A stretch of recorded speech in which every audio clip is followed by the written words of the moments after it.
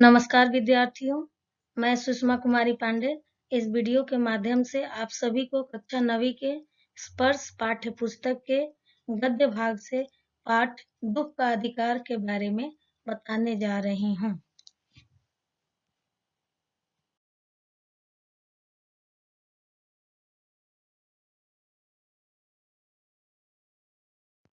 सर्वप्रथम इस पाठ के लेखक यशपाल जी के जीवनी पर प्रकाश डाला जाए। इनका जन्म 3 दिसंबर 1903 को हुआ था तथा इनकी मृत्यु 26 दिसंबर 1976 को हुआ। यशपाल जी का नाम आधुनिक हिंदी साहित्य के कथाकारों में प्रमुख है। ये एक साथ ही क्रांतिकारी एवं लेखक दोनों रूपों में जाने जाते हैं। प्रेमचंद के बाद हिंदी के सुप्रसिद्ध प्रगतिशील कथाकारों में इनका नाम लिया जाता है। अपने विद्यार्थी जीवन से ही यशपाल जी क्रांतिकारी आंदोलन से जुड़ गए। इसके बाद इन्होंने साहित्य को अपना जीवन बनाया। जो काम कभी इन्होंने बंदूक के माध्यम से किया था, अब वही काम इन्होंने बुलेटिन के माध्यम से जन जागरण का काम शुरू किया। यशपाल जी को साहित्य एवं शिक्षा के क्षेत्र में भारत सरकार द्वारा सन 1970 में पद्म भूषण से सम्मानित किया गया था।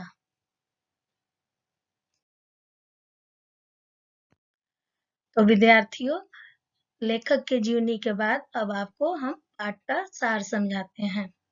दुख का अधिकार पाठ के माध्यम से लेखक यशपाल जी ने समाज में उपस्थित अंधविश्वासों पर प्रहार किया है। लोगों की गरीबी के प्रति मानसिकता को भी उन्होंने इस कहानी के माध्यम से दर्शाया है। किसी भी भूभाग में चले जाएं, अमीरी और गरीबी का अंतर आपको स्पष्ट रूप से दिख जाएगा, परंतु इस आधार पर किसी के साथ अमानवीय व्यवहार करना हमें नहीं सुहाता। लेखक पाठ के माध्यम से एक वृद्ध स्त्री के दुख का वर्णन करता है। उस वृद्ध स्त्री का एक ही बेटा था। उसकी अकाल मृत्यु हो जाती है। घर की सारी जिम्मेदारी वृद्ध स्त्री पर आ जाती है। धन के अभाव में बेटे की मृत्यु के अगले दिन ही वृद्धा को बाजार में खरबूजे बेचने जाना पड़ता है। आसपास के लोग उसकी मजबूरी को अनदेखा करते हुए उस वृद्धा को बहुत भला बुरा बोलते हैं। लेखक समाज को यही संदेश देना चाहते हैं कि गरीबों की मजबूरी को कभी अनदेखा नहीं करना चाहिए। यह सत्य है कि दुख समान रूप से सबके जीवन में आता है। सभी अपनों के जाने का दुख मनाना चाहते हैं, पर अपनी आर्थिक स्थिति के कारण मना नहीं पाते। भारत जैसे देश में बहुत से लोग हैं जिन्हें यह समाज दुख मनाने का अधिकार भी नहीं देता है। यह हमारे लिए विडंबना की बात है। तो विद्यार्थियों, दुख का अधिकार एक व्यंग्यपूर्ण रचना है। इसमें इस बात पर दुख प्रकट किया गया है कि लोग गरीबों के दुख को दुख नहीं समझते। हमारे देश में कुछ अभागे लोग ऐसे भी हैं कि जिन्हें दुख मनाने का भी अधिकार नहीं है।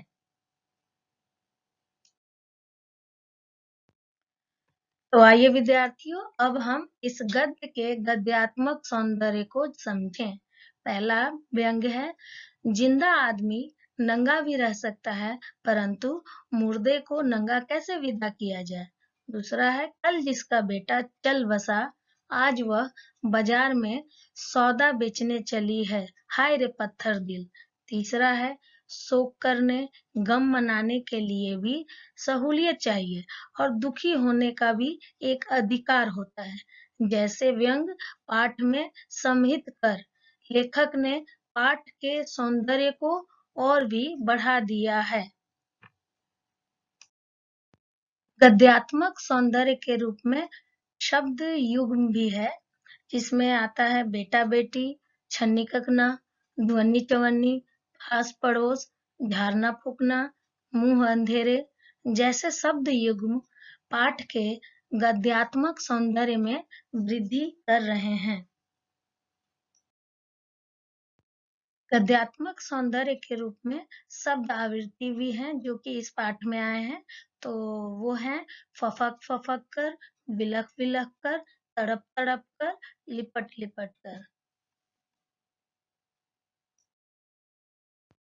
अगला गद्यात्मक सौंदर्य है मुहावरे, जो कि आप इसको वाक्य के रूप में भी प्रयोग कर सकते हैं अपने अभ्यास पुस्तिका पर। तो पहला है बंद दरवाजे खोल देना, जिसका अर्थ है जहाँ पहले सुनवाई नहीं होती थी वहां अब बात सुनी जाती है। दूसरा है निर्वाह करना, यानी घर का खर्च चलाना या पेट भरना। तीसरा है भूख से बिलबिलाना, यानी कि भूख के कारण तड़पना। चौथा है कोई चारा न होना, इसका अर्थ है कोई उपाय न होना। पांचवा है शोक से द्रवित हो जाना, मतलब दुख से हृदय पिघल जाना। तो विद्यार्थियों, इन मुहावरों को आप अर्थ को समझते हुए आप इनसे वाक्य अपने अभ्यास पुस्तिका पर जरूर बनाएंगे।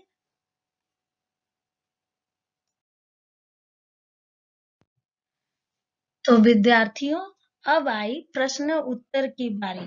तो पहला प्रश्न है, मनुष्य के जीवन में पोशाक का क्या महत्व है?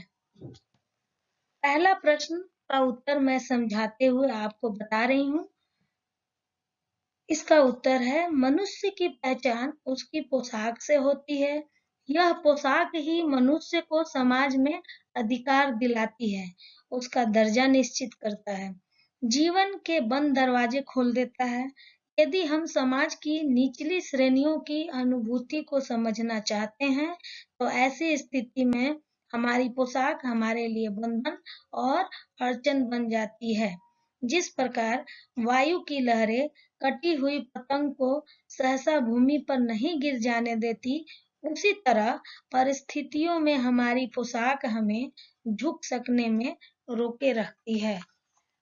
विद्यार्थियों, आप इस प्रश्न का अर्थ समझते हुए अगले सारे प्रश्नों को आप स्वयं हल करेंगे। अगर कोई कठिनाई होगी तो मैं आपको प्रश्न उत्तर की PDF ग्रुप में भेज सकती हूँ। धन्यवाद विद्यार्थियों।